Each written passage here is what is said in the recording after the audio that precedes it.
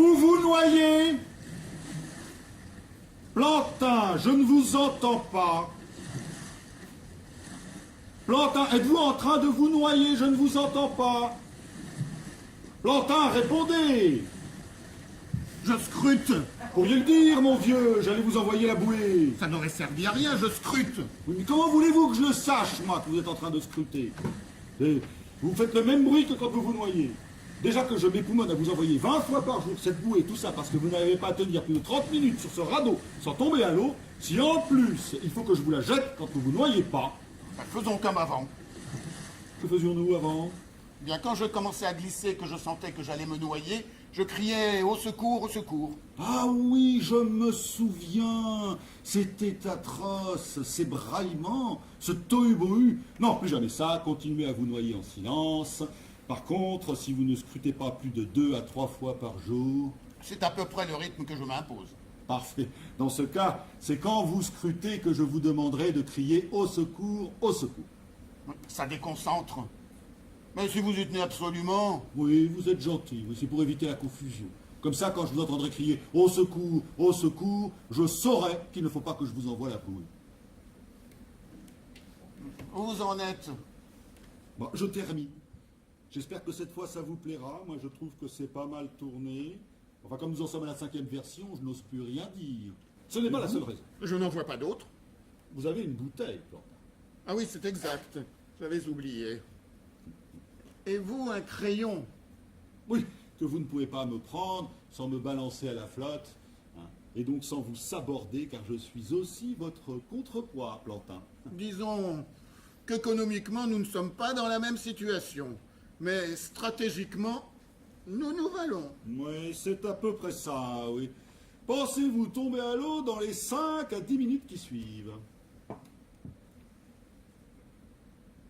Normalement, non. Dans ce cas, tenez, j'ai terminé.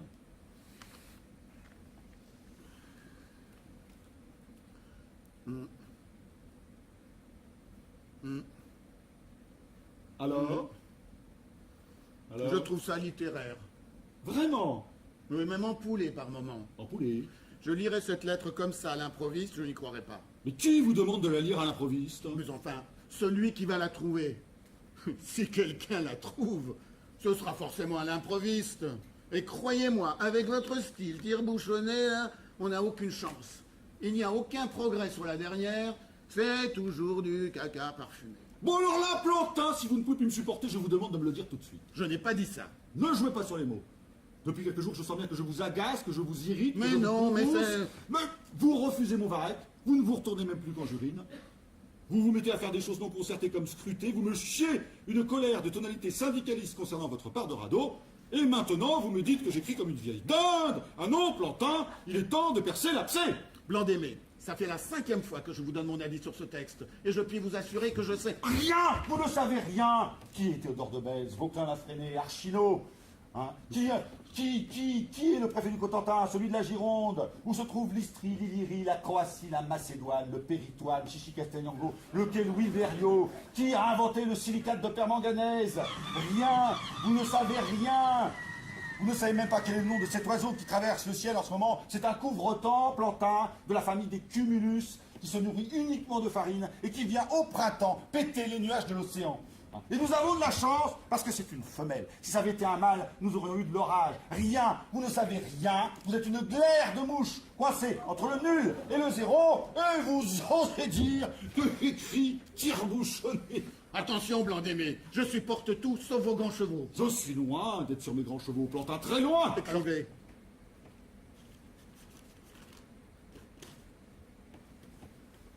SOS stop.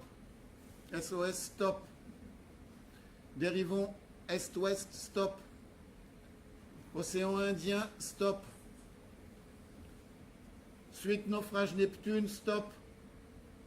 SOS stop. SOS stop. Vous plaisantez. Non, non. Mais enfin, si vous leur dites stop sans arrêt, comment voulez-vous qu'ils arrivent jusqu'à nous? C'est le code radio habituel. Mais on n'envoie pas ce message par radio, on l'envoie par bouteille. Mais c'est forcément un marin qui va recevoir ce message. Et ils sont habitués à la radio, ces gens-là. Vous dites n'importe quoi. Les marins sont beaucoup plus habitués à la bouteille qu'à la radio. D'ailleurs, si le marin radio du Neptune s'était servi aussi souvent de sa bouteille que de sa radio, nous n'en serions pas là. Peut-être, mais si c'était vous qui aviez rédigé ce message de perdition aux marins du Neptune, non seulement nous en serions au même point, mais en plus j'aurais honte Honte? que quelqu'un ait reçu. C'est mon éducation qui vous gêne, n'est-ce pas? Vous ne supportez pas qu'on appelle à l'aide avec tact, raffinement, courtoisie. Vous, c'est le cri de l'orque blessé qui fait frémir la banquise, c'est ça ou rien? C'est pas de l'aide qu'on va recevoir avec votre foutue lettre. Et c'est quoi? Oui, c'est quoi? Oh, diverses choses.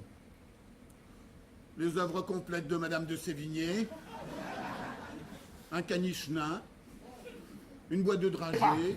Dites-moi tout. Le Neptune, le naufrage. C'était vous? C'était une bombe? Vos yeux gonflent. Oh, embrassez-moi! Ah, quoi?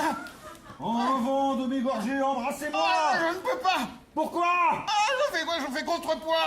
Embrassez-moi, donnez-moi la seule chose qui reste d'humaine chez un soviétique, la tendresse slave. Embrassez-moi! Ah! Katia, mon Karpoutsov, mon amour, pourquoi as-tu coulé comme toute l'aristocratie? Hitler, Adolf Hitler.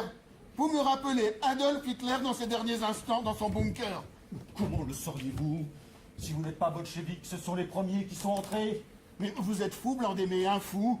Je ne vous permets pas. Un fou. Bon, coupons la poire en deux. C'est-à-dire, Vous écrivez le début et moi la fin. et ce qui donne, Stop. Stop. Stop. SOS, stop.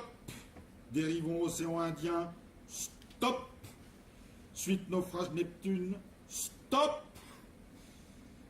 Appelons nos courageux sauveteurs et recevez l'expression de nos sentiments de gratitude, signé Plantin et Blanc-Aimé qui a écrit la deuxième partie du message. mais c'est grotesque. Qui êtes-vous, Plantin? Même Staline a accepté ça. On est soit ça va vous faire de l'humour, mais vous frappez les chagrines, ils se consolent avec la mer. Voilà les gars de la marine, du pays jusqu'au tyran de Moussaillon, en pendant. Quand on est matelot, on est toujours sur l'eau, on visite le monde, c'est un métier de bureau.